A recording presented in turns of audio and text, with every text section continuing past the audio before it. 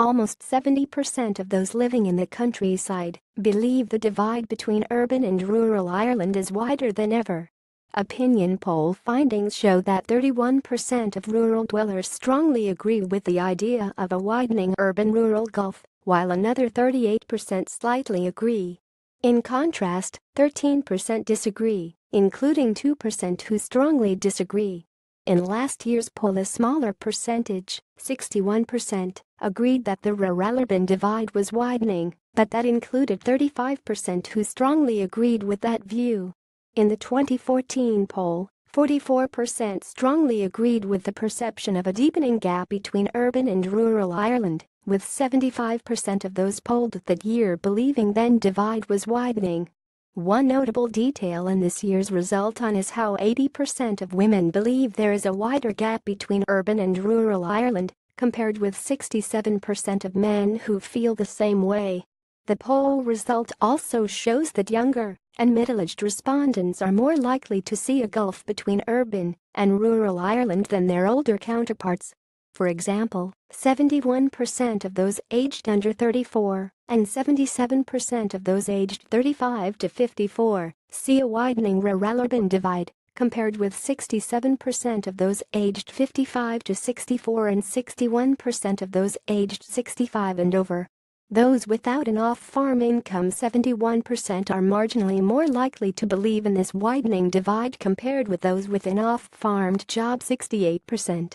The poll also shows that more than 70% of respondents in the dairy, tillage and livestock sectors perceive this divide, versus just 56% of those involved in other farming sectors. Overall, fewer people are ambivalent on the issue this year than last year, with 18% neither agreeing nor disagreeing compared with 21% in last year's poll. Those polled in Tullamore, Company Offaly and Tipperary are more likely to believe the divide between urban and rural areas is widening, while those in Tullow, Company Carlow, and Cappamore, Company Limerick, and least likely to hold this view.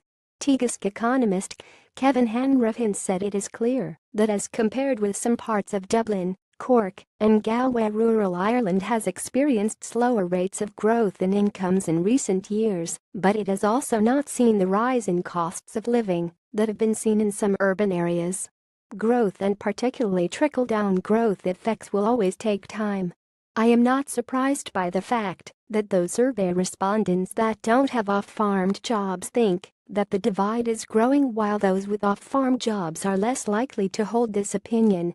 Regarding a perceived urban-rural divide, ICMSA President John Comer said perhaps this perception is lessening, but in ICMSA's experience on the ground in every corner and district of the state, there is still a very clear idea that the state's focus seems to be within the M50, and that the most crude cost-benefit analysis seems to be decisive when evaluating situations in rural districts with scant, if any, concerns about the state having an equal responsibility to all its citizens regardless of where they live. The ICMSA has repeatedly drawn attention to what it calls the retreat of the state from very large areas of the state as Garda barracks, DVO offices, post offices, schools and departmental offices all closed or were rationalized into larger urban centers. The continued official tolerance for the long decline of our county towns is a case in point, and the delays and loss of momentum around ineffective rollout of rural broadband is also revealing, though this seems to be moving forward now with a bit more purpose. Irish Examiner ICMSA Farming Poll. The Irish Examiner ICMSA Farming Poll was designed to provide a robust and accurate snapshot of the attitudes, beliefs, and opinions of the farming community about a range of issues, both farming and social. The survey involved 569 interviews with farm-dwelling adults in the Republic of Ireland. Fieldwork was completed by Behaviour Attitudes over a 12-week period between August 13 and 27, with interviewing undertaken on-site by Behaviour Attitudes interviewers across 8 agricultural shows. The sample size is large, and the data has a statistical margin of error of 4%. The sampling approach involves a random probability method, with interviews being undertaken with attendees provided they worked and or lived on a farm. 429 interviews were with farmers themselves, 31 with non-family, farm employees, and the balance with spouses 66, most of whom 5 out of 6 personally work on the family farm as well. All data is copyrighted by the Irish Examiner and Behaviour Attitudes and should be attributed to this source where quoted.